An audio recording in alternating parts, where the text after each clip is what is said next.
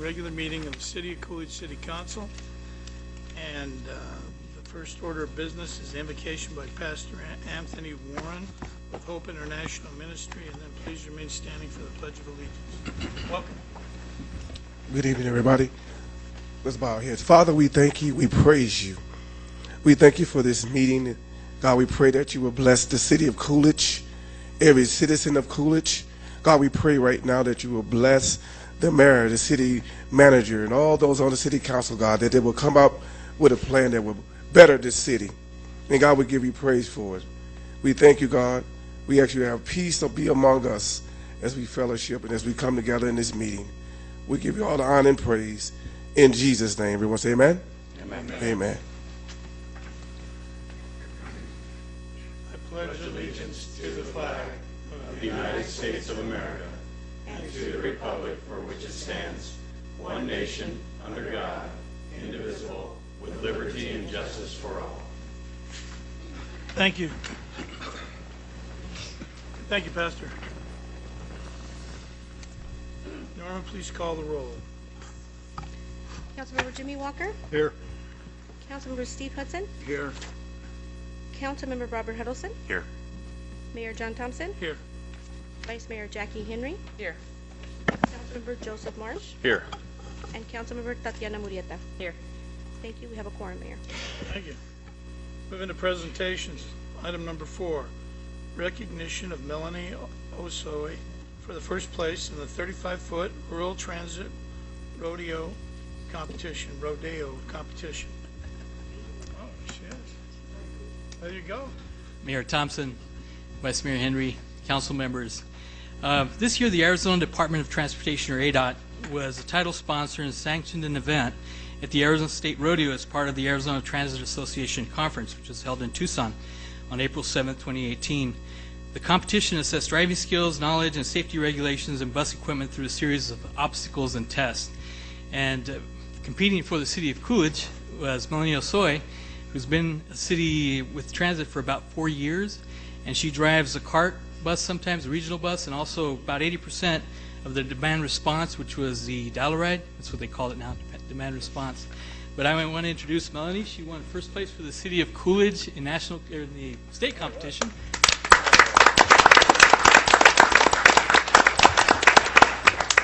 And she'll be able to go on. It's actually going to Pittsburgh to compete internationally, or the national one. I don't know if there's an international bus thing, but at least nationally there will be. So ADOT's covering all that. Awesome. So we're very proud of her, and she helps a lot of people get around the city.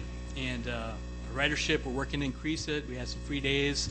So we encourage everybody to please try the cart system and ride the bus and use it. It's great. Thank you. Congratulations. Good job. Good luck. Hopefully it won't be snowing when you go. Bring back the gold. Monthly report by the Coolidge Youth Coalition.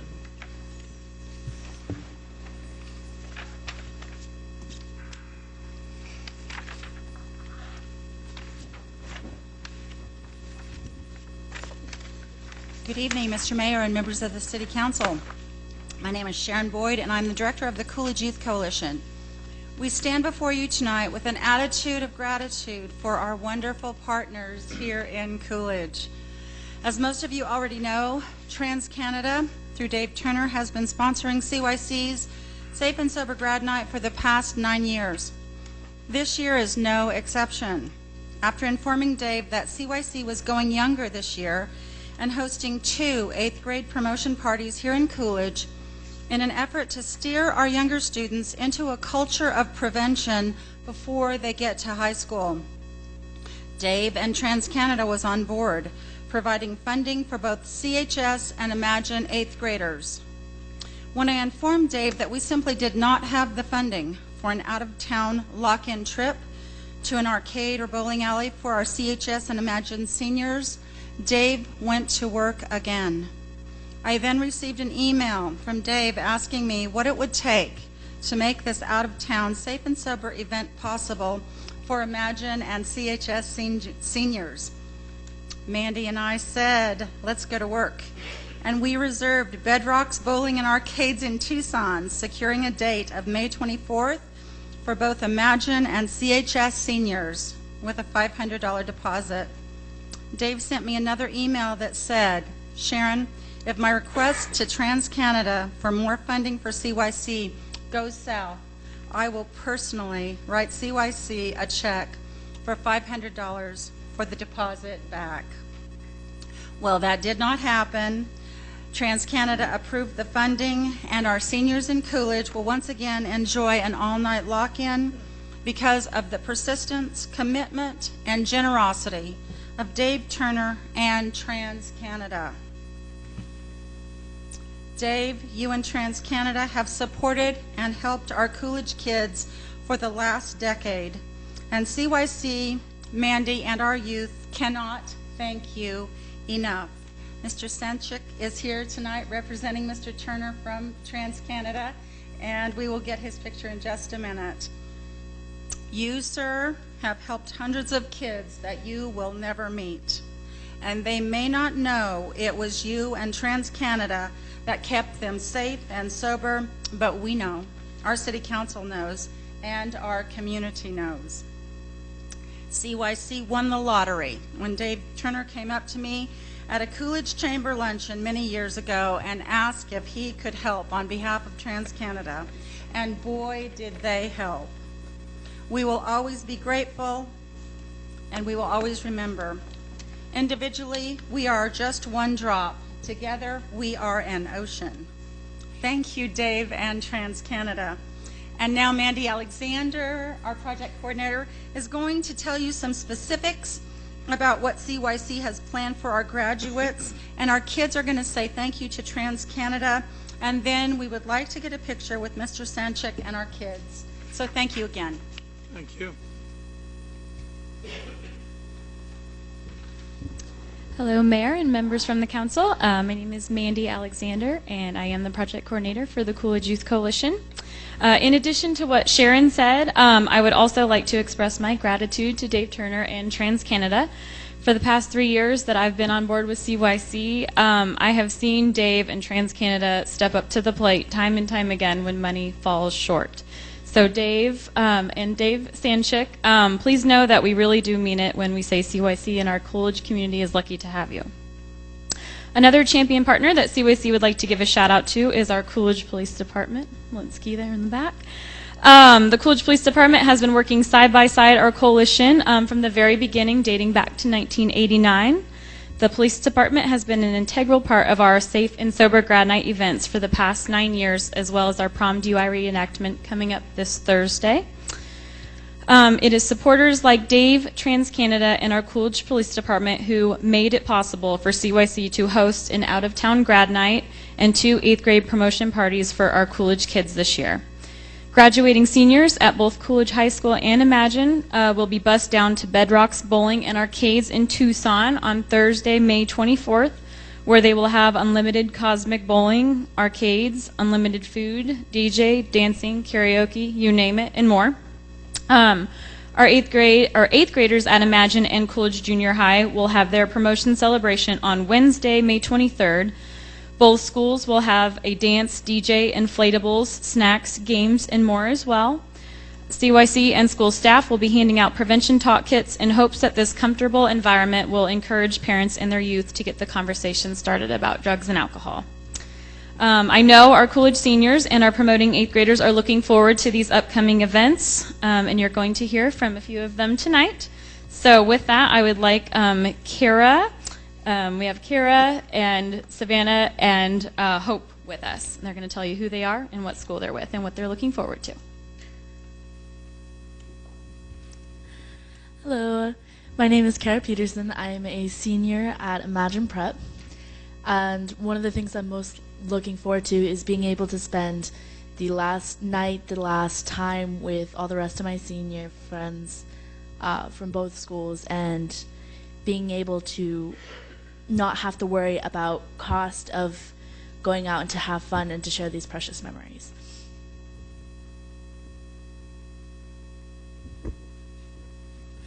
Hello, I'm a senior at Coolidge High School. My name is Savannah Montijo.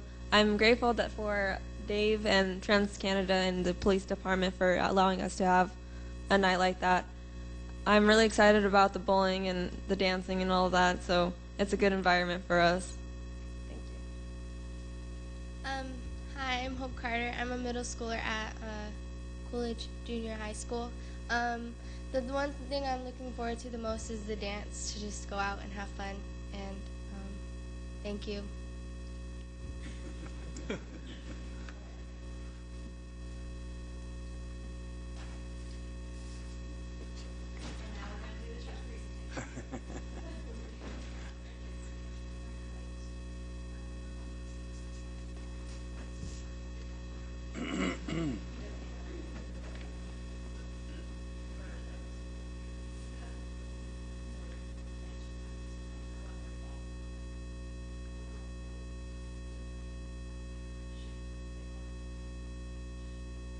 Sorry, we're gonna have to move you again. This isn't gonna work. Try it this way. Because last year that didn't work either. Right. All right, here we go. This is more like it. All right, 1, 2, 3. Okay.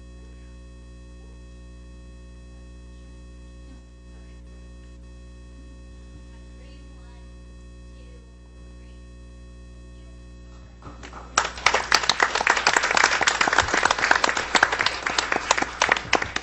Thank you to all of you.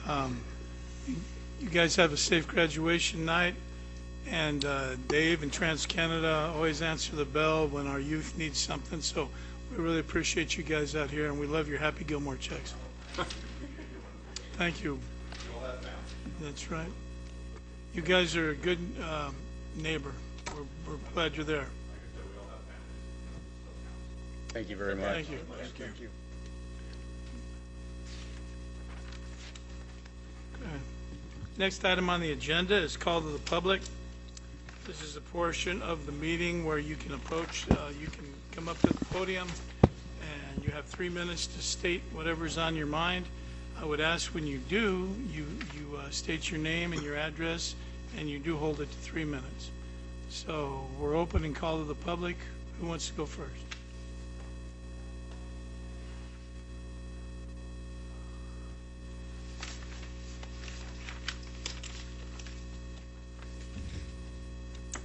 Good evening. My name is Celeste Adele Carter.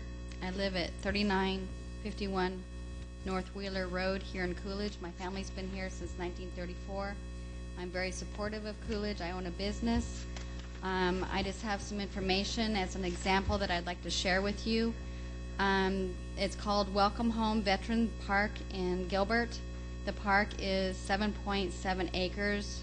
It was donated by the town of Gilbert, which will serve as a place of reflection, healing, and inspiration to the veterans and their families and the communities. The veteran wall there will be a walk in time that will recognize the past and current reflections of war.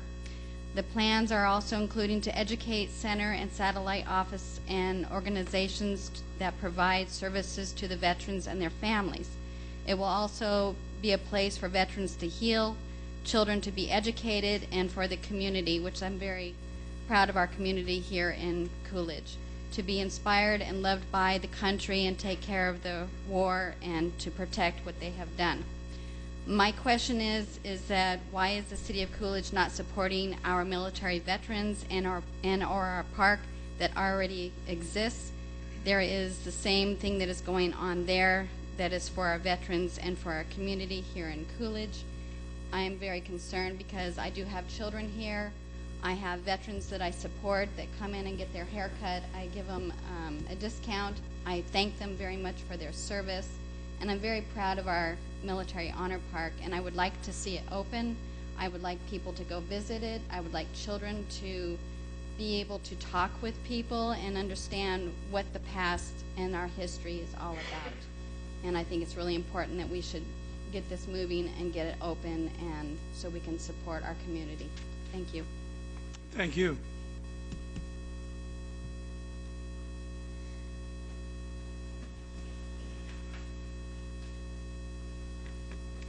I'm Robert K. Wilkinson. I live at 1678 South Wooten Street in Coolidge.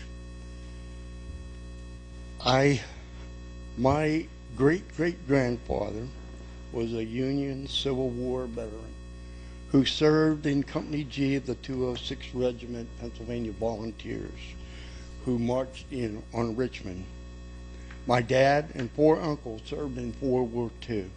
They received Purple Hearts. One was killed in action in France. One of those also served in Korea with a Purple Heart.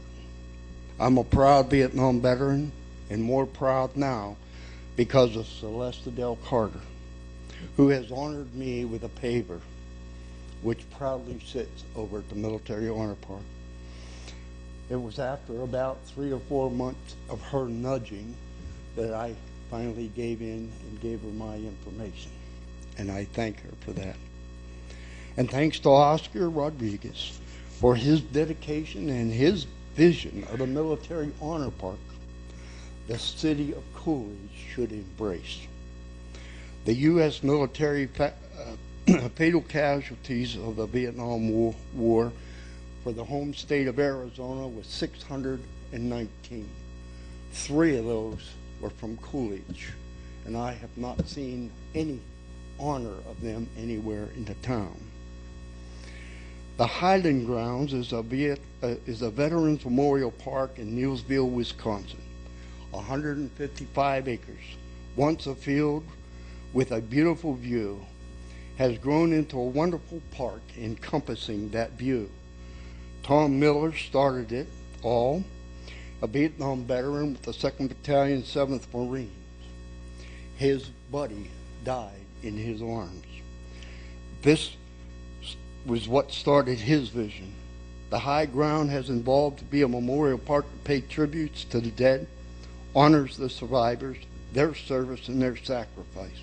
It also pays tribute to the people who supported them while they were away and upon their return. Today, the high ground has tributes to Vietnam veterans, women veterans, Native American Vietnam veterans, World War I and World War II veterans, Korean veterans, and the families that supported and loved the lost ones through the Gold Star Tribute and Fountain of Tears. In addition, the high ground has a dove effigy mound, a United in Service tribute, a meditation garden, a developmental forest with 4 miles of hiking trails, and a learning center. Proud partner of the Clark County Economic Development Committee and the City of Neillsville. Where is the support from the City of Coolidge and Economic Development Committee for the Military Honor Park? Thank you. Thank you.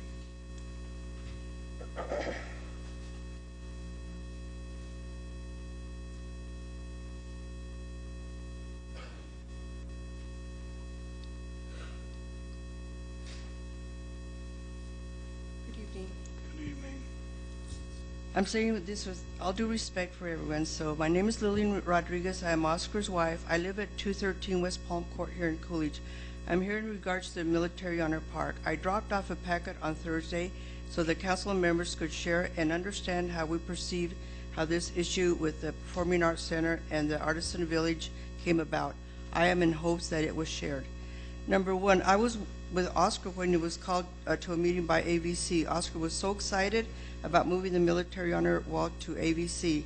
Number two, when the wall was in front of our home, we didn't charge anyone so we could pay our mortgage or utilities, as PAC and ABC have asked of the Military Honor Park to pay their debt.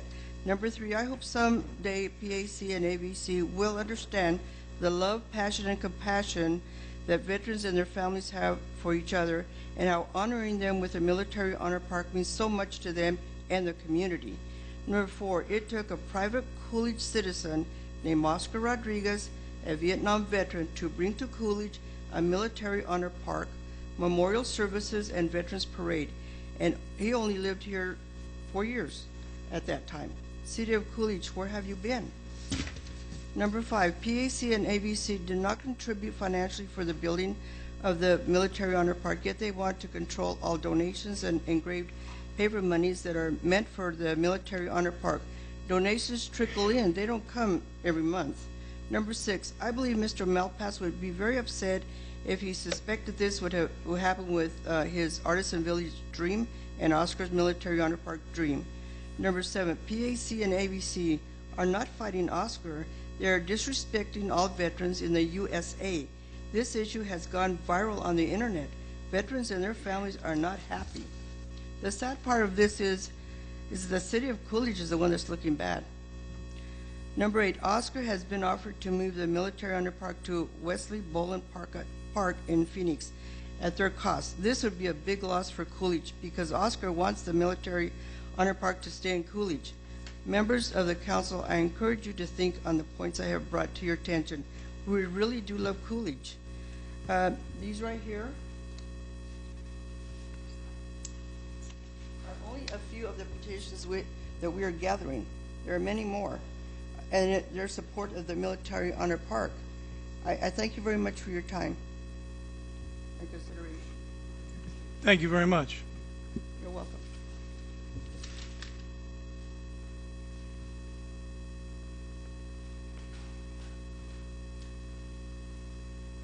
Members of the council, I was here about a month ago.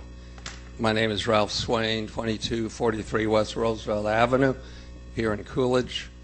And you know from my comments about a month ago what my position is and my feeling about what's going on with the Honor Park.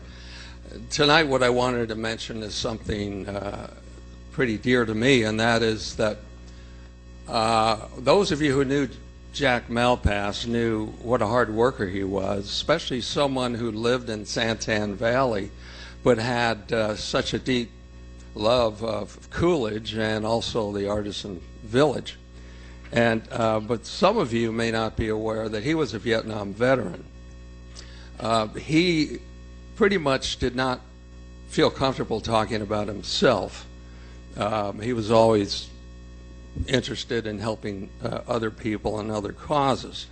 But one day we sat down for lunch and tags, and we shared our Vietnam stories with each other, and it was, I felt special that he did that. I don't know if he's done that to too many other people in his life. And if he was with us today, he would be quite concerned and discouraged at the direction that this issue with the Honor Park has taken.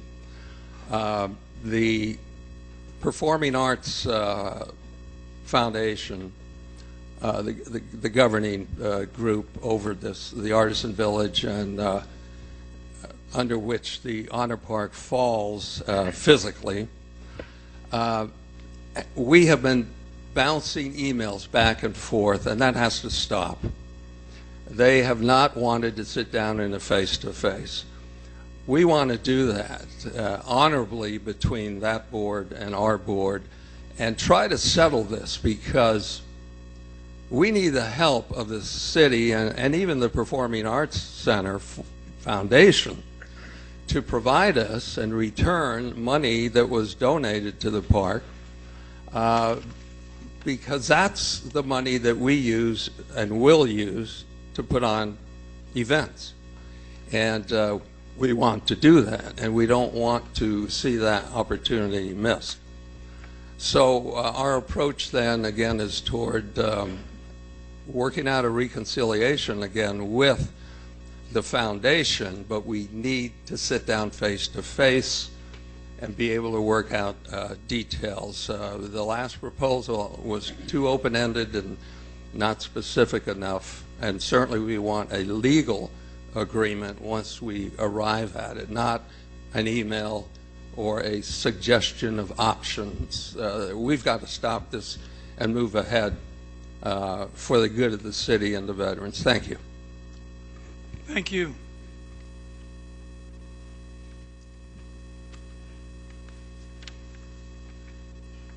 Good evening. I'm James Pacheco. I live in Casa Grande, 1647 East Melissa Street. I heard about this and I was shocked. I was in disbelief. I reached out to a few people I know, and a lot of them didn't know what was going on. To start with, veterans, the ultimate sacrifice you can do that we're taught is give your life for one another. It's also written in the Bible. That's the biggest sacrifice you can make. And how do we honor them? It's simple. Remember them. Respect them. When people go to that park, they don't pay money, they pay respect. So I don't know where all this jargon about money is coming from. I don't understand it. I know a lot of people from Coolidge. I'm very good friends with some up there. And you guys have the power, I know you do, to make this. The park's already built. It's there. We're in Casa Grande trying to build one. We'd love donations. We'd love Oscar there. Come build it for us. You know, do what you did over there. But you guys have it there. He's special. He did it all. From what I heard, donations, everything else, plus his hard work, blood, sweat, and tears, like we were taught. I don't understand where all this is coming from, and I'm sure you guys can work this out. Coolidge is a tight-knit community. I've been around Coolidge. I got family here. I know Coolidge is more than that, and it just needs to happen quick. We're asking council to please take charge of this, make it happen. They want a face-to-face, give them that. There's many vets that are aware of this now.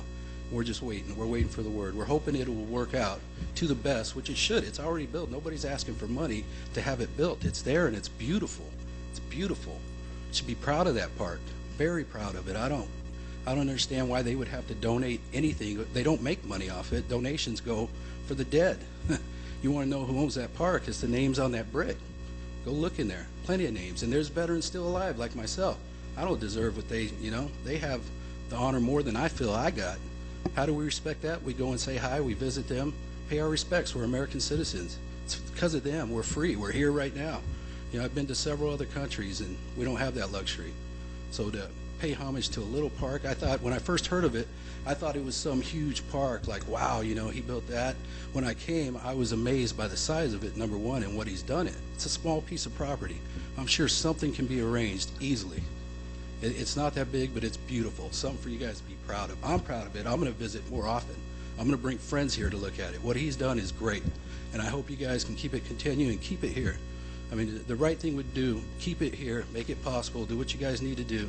You guys are the ones that can make it happen. We're begging you, they're begging you. Please help us with this. Meet face to face with them. Doesn't need to go any further. So please, we're asking for your support. Thank you. Thank you, sir.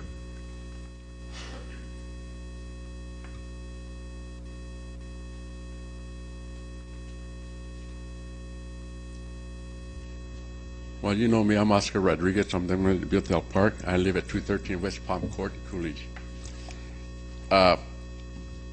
You heard everybody speak about the park and everything. I just want the Performing Arts Center, Artisan Village, to start coming to us when they want something to happen with the park. They go out of our board members, they go out to outsiders to talk about the park and ask for permission to get it open.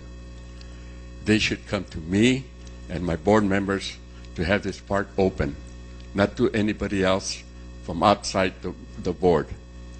We would like our donation box returned and our paver money returned, because veterans are waiting for their pavers to be done, and nothing can be done because they are holding that money for the pavers. So that's what we want. And to let us do Memorial Day weekend coming up, we might not be able to have it because they're holding our money, $4,500, that we cannot use to do our events. Veterans Day Parade is coming up.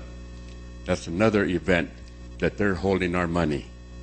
And we cannot have a parade without that money. That was donated by veterans for the Veterans Military Honor Park, not for the Performing Arts Center, not for the Artisan Village, not for anybody. That was donated for the park alone by veterans and their family members. So please return so we can have a Memorial Day service. Thank you very much.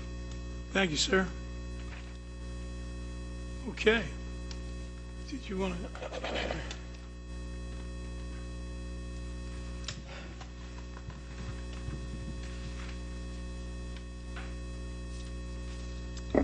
Mr. Mayor, members of the council, Rick Miller, for the benefit of the audience, Rick Miller.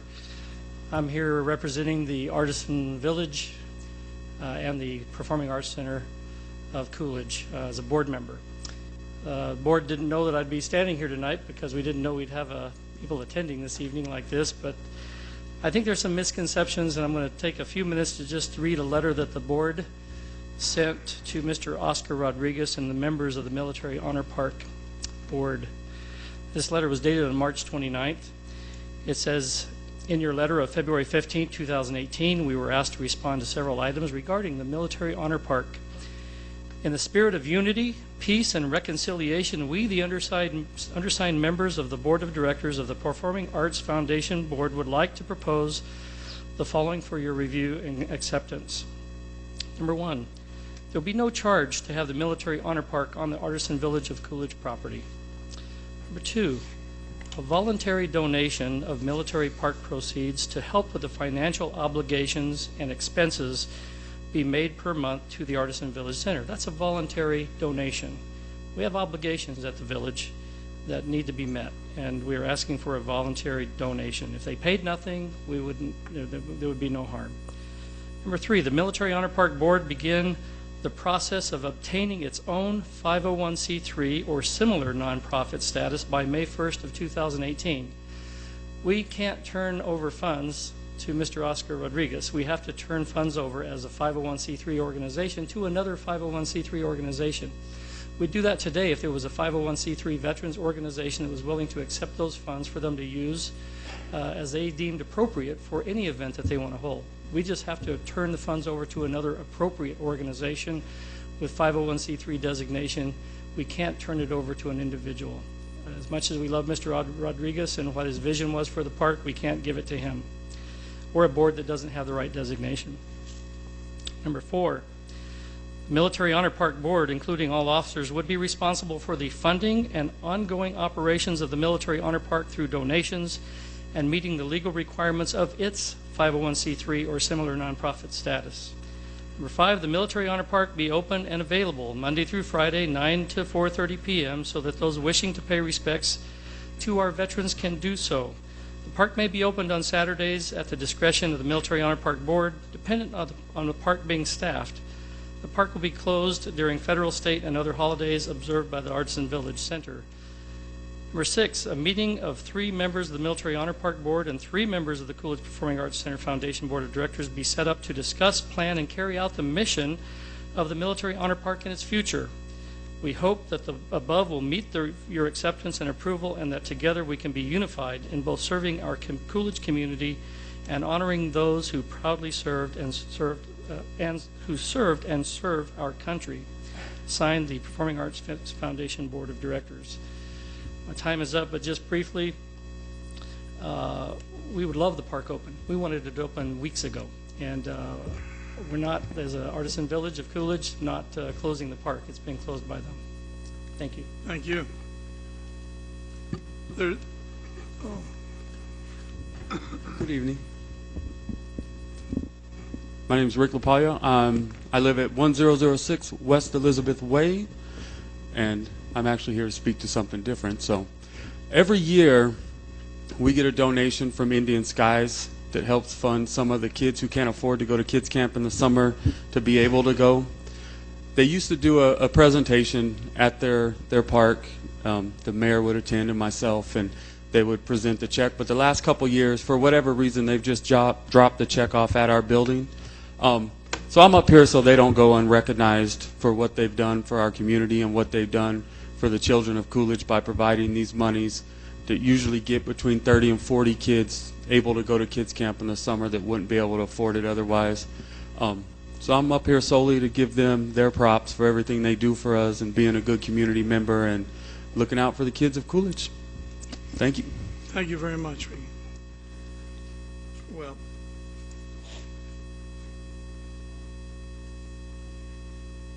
okay. Well, there's not going to be, it's not an agenda item. We're not going to have any response, although I am going to say something. I wasn't here. The first meeting I missed in 3 years was the day you guys showed up last time, and I didn't have any idea until I heard about it on a Wednesday after the meeting. I would be the first to agree that the Artisan Village and the Military Park are very valuable to, both are very valuable to the city of Coolidge. A year ago, I wouldn't think we would have all been sitting here today having this discussion. I don't know anybody really that would have thought that. I know I wouldn't have. I've been to almost everything that they've had out there for the veterans and for the other group. I do agree this conflict should stop. It's hurting everybody in this community. It's not good, and I think we need to fix it. I know that Bob Souza is willing to mediate. If we can get the board and the commission together to sit down and discuss. I see there was a few head shaking when they discussed some of the details. Those seem like minor details in light of everything that's transpired up to this date. So I would ask that the city manager get a hold of Bob and see if he will mediate, and we find a time and a place where the groups can sit down and try to work this out. I think it's overdue, and we need to take care of business and get this thing going. Memorial Day, that was the parade that was the biggest parade I think we've had, or was it the next one that was the biggest parade? Veterans Day? That was the biggest parade I've ever seen in Coolidge. But I do think that it's time to fix this. So if you need my help, I would point out that the school board is actually the group that controls all of that. I mean, the agreement that Artisan Village has is with Coolidge Schools, who's represented by the county attorney. We're not in that portion of it, but I think as a community we have somewhat of an obligation to try to get this thing put to bed, get everybody back going. I don't expect everybody's going to be happy, but I think there needs to be an element of compromise so we can all move forward. So, in saying that, unless there's anybody that hasn't already spoken, I'm going to get out of the call to the public. Not saying, Gabe, you're not coming for the call to the public, are you? You're not going to pull a Ricky on me. Okay. All right. He can't get it on the agenda, so hey, but those guys out there, they do a great job. We've been out there a couple of times, and they're like TransCanada. They always come up. I want to thank everybody that showed up tonight. I appreciate you coming. I think hopefully we'll get some positive results. I'd like to see some good news for a change. So, thank you all. Okay. We need to move out of call to the public. Do I need a motion? Nope. Okay. All right, then we're out of call to the public, and we will go into public hearings. Item 6. First one is a public hearing. What happened to the... Okay. I thought we had minutes to approve, but I don't see them, so we'll move into the public hearing. Huh? It's not at this meeting. It's usually the first meeting. I must have been reading off of one of the other ones getting ready for this. Okay. Public hearing number 6. This is the second of 2 public hearings on the alternative expenditure limitation home rule option that will be placed on the August 28th primary election ballot. This is a public hearing. Are you gonna take this to start off and see if anybody wants to make any comments? Yes. Go ahead. Honorable Mayor, members of the council, this is the second of the 2 public hearings. Basically, it's time to renew the alternative expenditure limitation known as the home rule. The city has operated under the home rule option since 1982, and it must be voter approved every 4 years. It was last approved in August of 2014, and the city of Coolidge has been allowed to set its own expenditure limitation for the last 36 years. The home rule option isn't a matter of taxation. It's a matter of being able to control the amount of money that you spend from the revenue you already receive. So voting yes or no on this does not increase or decrease taxes. It's a matter of being able to locally control the amount of money that's being spent. If the no vote would actually defer that over to the state of Arizona. So what that translates to right now is we would have to cut about $5.6 million out of our operations. So that's all I have. I don't have much to say after hearing that. It's a public hearing. If anybody has anything to say, step up or forever hold your peace. Okay? All right, so we move out of that public hearing, and we'll move into item 7, to receive public comments on a zoning code amendment to Article 10, Section 1005 Adam by adding the word not. And this is a public hearing. Mr. Lopez, I guess you'll start. Mayor Thompson, Vice Mayor Henry, council members, all this is just we're making a correction in the zoning code. It was adopted in 2009, And there's a section that talks about setbacks and height encroachments, limitations, exceptions. And it's supposed to say requirements in any yard shall not apply to. And it's talking about flagpoles, gutters, eaves. Those are things between the house and the side yard. And so the word not was left out originally. So we took this opportunity to fix it. P&Z is going through with staff and looking at different things that we need to bring back to you. So this is one of the first things we're bringing to you to correct. It's one of the easiest ones. And so all we're asking is for public hearing to put the word not in this section, so all those things do not apply to flagpoles and all those things, side setback. Later on, we'll have the actual adoption of to putting this word in the zoning code and correcting that error omission. And I'll answer any questions you may have. So this has come through the P&Z to get here? Yes, Mayor. They've P&Z already examined it and they voted on it? And they heard it at the last minute, staff presented, and they agreed and approved the action. Okay, I'll open it up to anybody in the audience have any comments on this? If not, how about up here? Okay, in that case, we'll move out of that. Item number 7 is public hearing, and we'll move into item 8. To receive public comments on portions of land located in sections 26, 27, 34, and 35, Township 6 South, Range 8 East of the Gila and Salt River Basin Meridian of Pinal County, Arizona, known as the PLC Steel Annexation. Mr. Lopez. Mayor Thompson, Vice Mayor Henry, council members, city staff recorded a blank petition to annex approximately 402 acres, more or less, on March 27, 2018, with the Pinal County Recorder's Office. This annexation is part of the sale of the City of Mesa Water Farm to Pinal Land Holdings, St. Holdings also, and the state statute requires us to go through this process in order to notify all the potential property owners that would be annexed into this. So we have to have a public hearing right now, and then during the next, actually the annexation would expire 4/26/2019. So we have that amount of time to get signatures and decide. So we can see who wants to come into the annexation. There are approximately 16 parcels of land, and how many landowners? Tim Hansen's our GIS expert, and he helps me with all this. And I think we have 16 parcels, but less owners. Of course, City Mesa, now Land Holdings, St. Holdings is so we have 12 actual landowners, so 16 parcels. So some of these may not sign, but we believe we have enough to get as much in as those that want to be in the city limits. And so at this point, I'll answer any, and this is part of the annexation of property, so we can develop it and do potential projects on this. And we're slowly taking in what's left of Pinal Land Holdings Mesa Water Farm. So you'll see us come back with a few more pieces, and as time goes on, and rezone them, and then we'll bring back a plan on services that come to you before we actually enact anything. So I'll answer any questions you may have. Will zoning come later? Yes, Mayor. Zoning, right, what'll happen is that if we bring it in like this, it'll just bring in the concurrent zoning that has the county, which I believe is agriculture, which is general rural. And then from then on, then we'll look at converting that zoning to the use that the general plan has for it that you've adopted.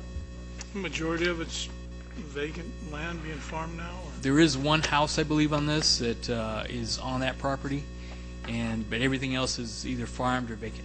Okay, thank you. Any questions? We're here? No? Okay, thank you. Thank you. So we'll move out of that public hearing, and we'll move into business items for consent. If there's anybody that wants any of these items pulled off the agenda, let me know. Oh, I already asked him once, but does anybody in the audience want to address any of the issues? I guess we'll go back into the public hearing and ask. No? See, thanks for reminding me, though. All right. Then we'll move into items for consent. We're out of that public hearing yet again, and we're into these. Number 9, ratification of the Municipal Property Corporation officers for FY 2018-2019. That was a whirlwind tour. Item number 10, resolution number 18-10, a resolution of the mayor, city council of the city of Coolidge, Arizona, proposing an extension of the alternative expenditure limitation.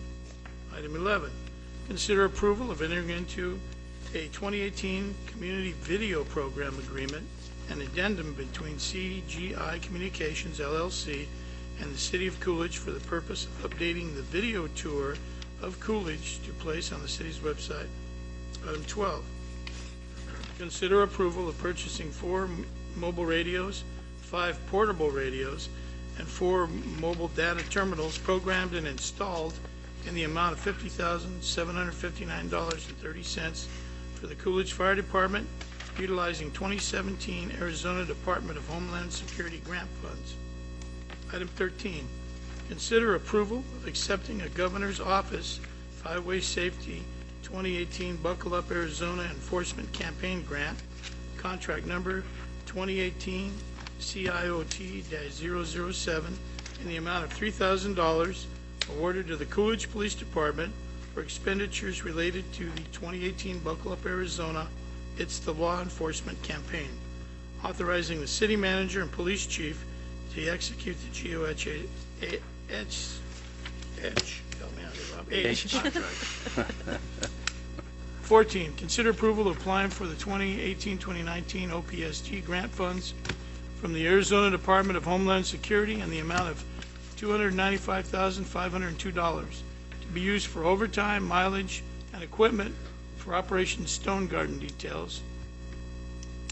And item 15, resolution number 18-11, a resolution of the mayor and the city council of the city of Coolidge, Arizona, authorizing submission of an application for Highway Safety Improvement Program grant funds for the design and installation of safety improvements along Martin Road, McCrae Road, and Woodruff Road. And item 16, consider approval of the claims for the month of March 2018. Okay, those are consent, and this is, I'll need a motion to, and then we'll go to roll call. Mayor, if there's no further discussion, I make a motion that we approve consent agenda items 9, 10, 11, 12, 13, 14, 15, and 16 as read. Is there a second? Okay, there's a motion and a second.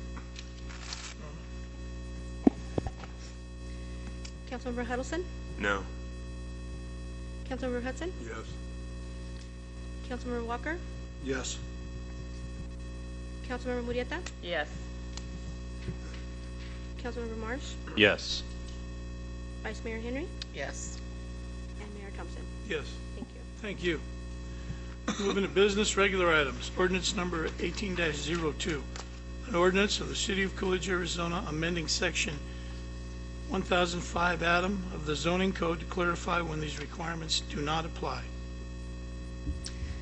Mayor Thompson, Vice Mayor Henry, council members, again, this is the portion where we recommend that you approve the amendment as the Planning and Zoning Commission did, and recommended to you to do so, and put the word "not" in the zoning ordinance and through ordinance number 18-2. And I'll answer any questions you may have. Any questions?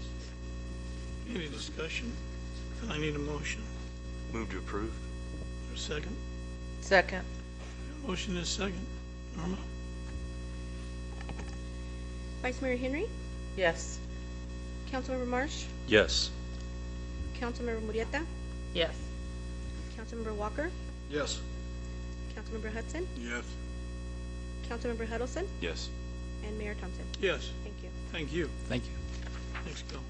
Item 18, consider approval of entering into an intergovernmental agreement between the City of Coolidge and the City of Phoenix for the use of the business intelligence software. Okay. Good evening, Mayor and members of the council. This is a tax software that was created from the City of Phoenix back when they were a self-collecting city. Since then, there's been legislation that has mandated that the Arizona Department of Revenue be the sole source of all collections for TPT and other taxes.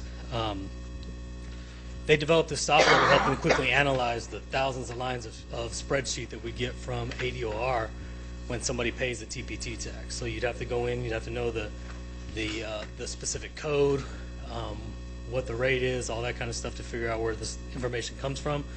This software actually goes in, and I can click a date range, and it'll actually show me who's paid, how much has been paid. We'll break out easily construction sales tax versus regular TPT tax. So in essence, this allows us to be to analyze data better than ever before. And it costs a $2,000 initial payment. This was not a budgeted item, but after learning about the software, it's been out for a while, but after talking to some people in neighboring municipalities who do use this software, it's a must-have in terms of being able to have all that information at your fingertips and easy to see. After the $2,000, it's a $375 annual maintenance fee that has not went up so far. I don't anticipate that going up because the software is already built. It's just kind of maintaining it to make sure everything is going well. So we're asking for approval to enter into this IGA with the City of Phoenix to allow us to utilize their business intelligence software. Any questions? Yeah, Gabe, I know you said that it shows you who's supposed to pay and how much they have paid, but I also read in it, it shows who hasn't paid and the amount of money they should be paying? That's correct, Councilmember Hudson. It actually goes in, there's modules that will show who has licenses and who is a zero return. So if they don't file a return or something's not returned on there, we can actually pull a report to see what that is. Right now, virtually impossible probably for me and just with timing guidelines to go try to figure that out. But this will actually help with compliance and to make sure people are paying on time.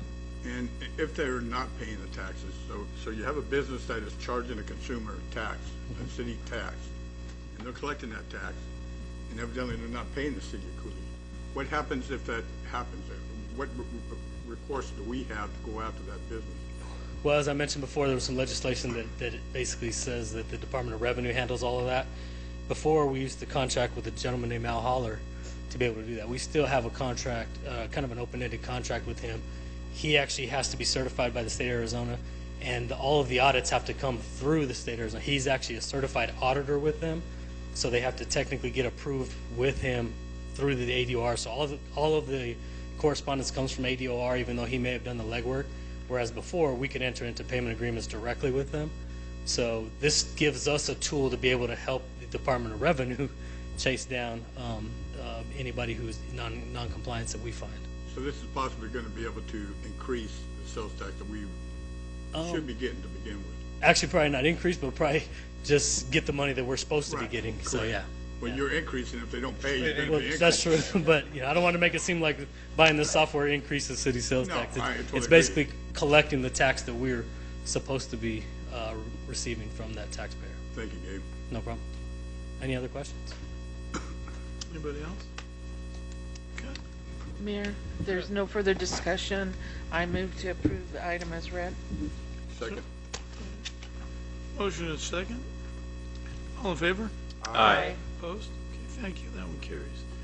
19, consider approval of entering into an commercial services agreement with Cox Communications to replace our current phone system, a new hosted phone system, authorizing the mayor to sign the agreement and waiving the sealed bid requirements in the best interest of the city.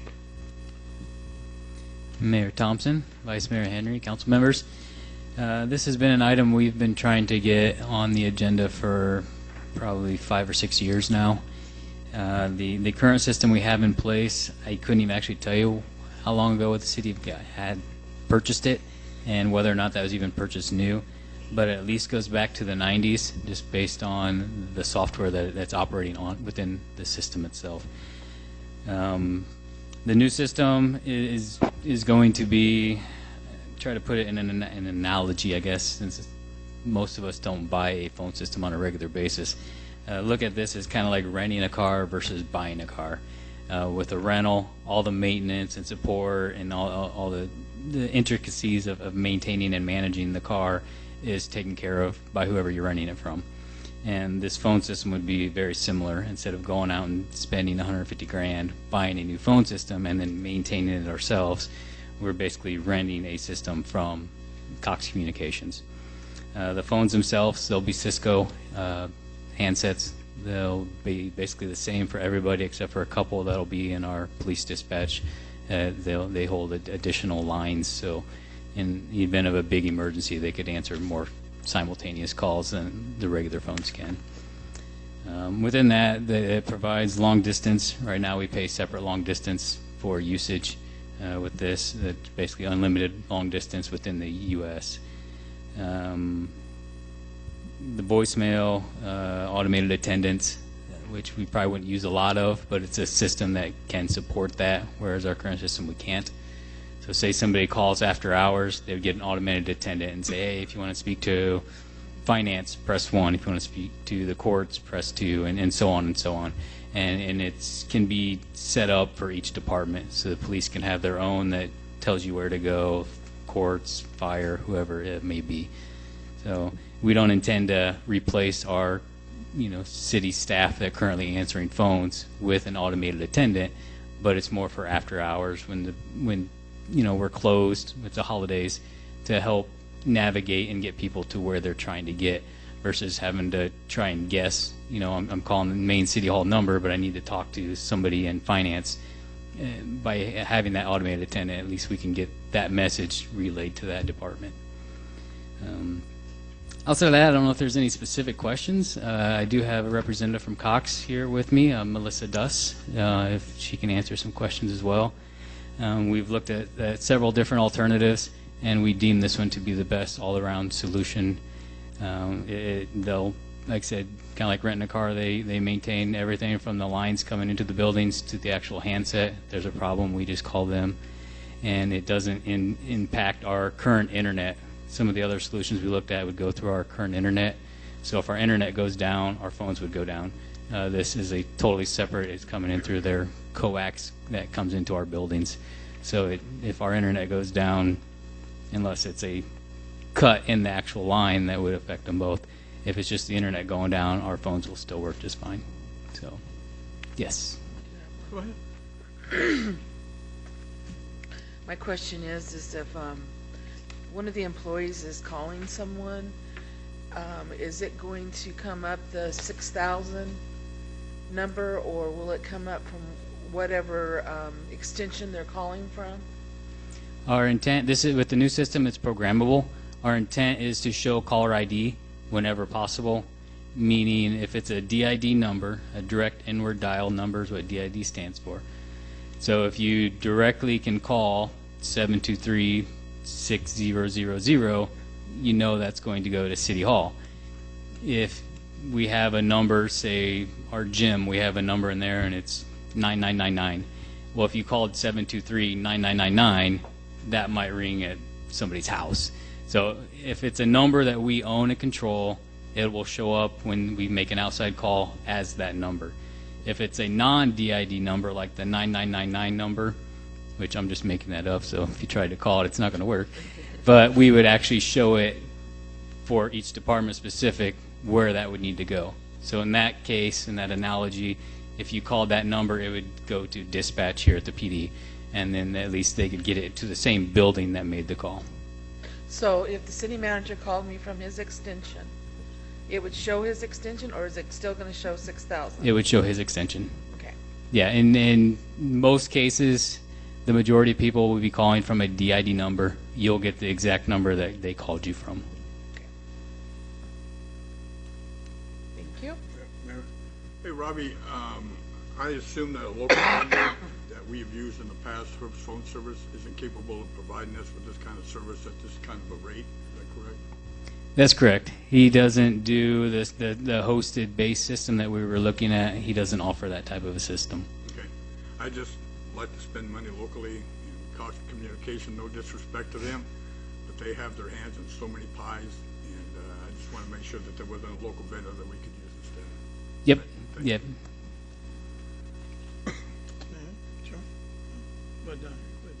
Do they use existing lines, or are they going to have to run something new, or what's the status with that, Robbie? For the majority of our buildings, we already have existing lines coming in. The equipment they will bring in will be all new equipment. And one of our buildings, or actually two, our Public Works building and our wastewater building, will need brand new lines installed. And then there's a couple buildings that are kind of outlying buildings that they'll reroute it over our existing fiber. Is Cox handling that new lines, or are we going to have to pay for it? It's a combination. Cox is installing all of that. We are going to make a one-time contribution, $30,000 contribution to cover these capital costs, I guess. Thank you. That's it. Councilmember Hudson had mine. I was kind of aware of some of the conversations regarding what vendor we were going to get, but I guess they had the best product for the best price. So, In our opinion, yes. yeah, okay. All right. Anything else? No? Then I need a motion. Oh, Melissa, you want to say anything? You sure? Let's sneak off. Okay, thank you. Anybody? No further discussion. Mayor, I make a motion we approve item 19. Second. Choose your second. There's a motion and a second. All in favor? Aye. Opposed? Congratulations. Thank you. Now we're really messed up because we've had the same phone since we were all in grade school. Oh. Oh, boy. All right, item 20, resolution number 18-12, a resolution of the mayor and city council of the city of Coolidge, Arizona, amending section 2E3E1 Adam of the Personnel Policies and Procedures Handbook regarding eligibility for the internal competitive recruitment process, and section 2-1-5 Bob of the Personnel Policies and Procedures Handbook regarding residency requirements. Who's got this one? Honorable Mayor and Council, I'll take that one for tonight. Before you tonight for consideration are two proposed amendments to the updated personnel handbook that was adopted back in June of 2017. The first proposed amendment is actually just a correction in the sections for the internal competitive recruitment process. Right now what it states is that a regular employee in his or her, or who has completed his or her 12-month evaluation period is eligible to apply for a vacancy within another department. And technically, if you go back to our section where the probation period is, it's actually 6 months from the date of hire. So to be consistent, we caught that, and we're asking for a proposed amendment to correct that from going from 12 months to 6 months. Norma, isn't that dependent on the position? It is dependent on the position. Right now, how would that affect like the officers who come in on probation for a year? okay, right now the way it's stated in the handbook is that a regular employee, which also includes any employee within the police department, not talking about a sworn officer, that initial evaluation period is 6 months. For a sworn officer, there's another section or another option. It's also 6 months. The third one is if it's a new employee, new police officer who is hired and is still within the academy, it's 16 months from the date of hire. So to be consistent, the sworn officers that are not attending an academy and the regular employees have a 6-month evaluation period. Evaluation period. Evaluation period. Not a probation period. Evaluation period, correct. Is that all the questions on that one? Okay. The second proposed amendment, after consultation with the staff, mayor, and council, we went back and looked at the section where the residency requirement, and right now it states that an employee must reside within 20 miles of City Hall in order to be considered for a position at the City of Coolidge. And after discussions, and we decided that we would come back and remove that stipulation, strike that, the stipulation, with the exception of the city manager, the fire chief, the police chief, and the public works director, who shall reside within the city limits, unless, and one thing I wanted to point out, there was a minor correction added to that proposed amendment, is that we did go back and add, unless otherwise agreed to by the city council, for those 4 positions. Is it the 4 positions, Dennis? Because, okay, for those 4 positions only. I just wanted to clarify that. So, again, staff is asking approval of these 2 amendments, and I can answer any other questions you may have. So, Mr. Fitzgibbons, basically what that means is if they have a contract with the city council to reside outside city limits, they will be able to do so if they're one of those positions. Contract, Mr. Mayor, contract is one way we could do this. Technically, right now we have 3 people that all 4 of them came in other positions that didn't require the residency requirement, and just because people have left and things like that, they've been promoted positions that now do require it. So I think one is the city manager you do have a contract with, and that specifically has a provision in it concerning that. But going forward in the future, I mean, the way I read this change would be if the city manager was going to hire somebody, one of those four, and the person lived outside the city limits, the city manager would just bring that to you and the council could approve it as part of, it wouldn't be a contract, if you will, but it's something that you could approve. Okay, thank you. And it doesn't impact the fire department. That is correct, Mayor. That stipulation or provision in the handbook stays the same. They still have a boundary map that they must reside within. So it does not affect this. This amendment does not affect that at all. For apparent reasons. Right. If you live in Buckeye, it's pretty hard to respond to a fire in Coolidge and get here on time. It would be pretty hard, yes. Yeah, okay. Anybody have any questions? No, I just, the contract that we have with the city manager, we put in the contract that he had to own a resident in the city of Coolidge, which he does. He does. So, Okay. All right. Anybody else? Mayor, no further discussion. I move to approve item number 20 as read. Second. There's a motion and a second. Councilmember Marsh? Yes. Councilmember Murrieta? Yes. Councilmember Walker? yes. Councilmember Hudson? Yes. Councilmember Huddleston? Yes. Vice Mayor Henry? Yes. And Mayor Thompson. Yes. Thank you. Thank you. Okay. Now we'll go on to report from the mayor and council and or city manager. We'll start down here with Councilmember Walker. Mayor, I have nothing. Councilmember Hudson? Yeah, I attended the State of the City address last Wednesday. It was the first time, and ever since I've been on the city council, that I didn't have to go to the auction and buy cars on Wednesday, and it wasn't an auction that's owned by Cox Communication, Manheim Auction, and so, but it was a great turnout. The auction did a fantastic job with the food, and Mary, you did a good job also, so that's all I have to add. Thank you, sir. Tatiana? Nothing. I think our police and fire departments, you guys are still knocking it down, man. You guys are doing great.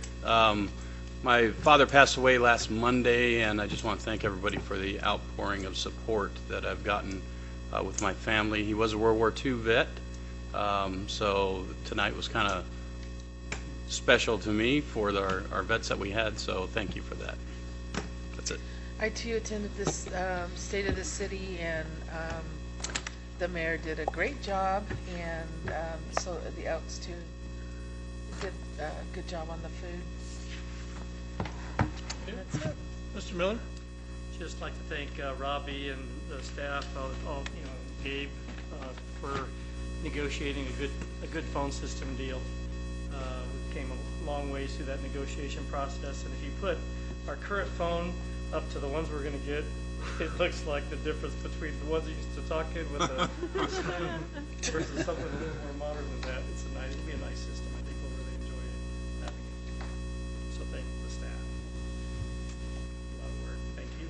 Well, I don't have any, I haven't learned the one that they have there now, and I don't anticipate it'll be any Maybe better you with can go this. to the training with them. Maybe.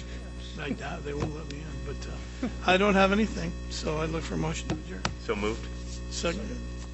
Motion second, all in favor? Aye. Opposed? We're adjourned. Thank you, everybody.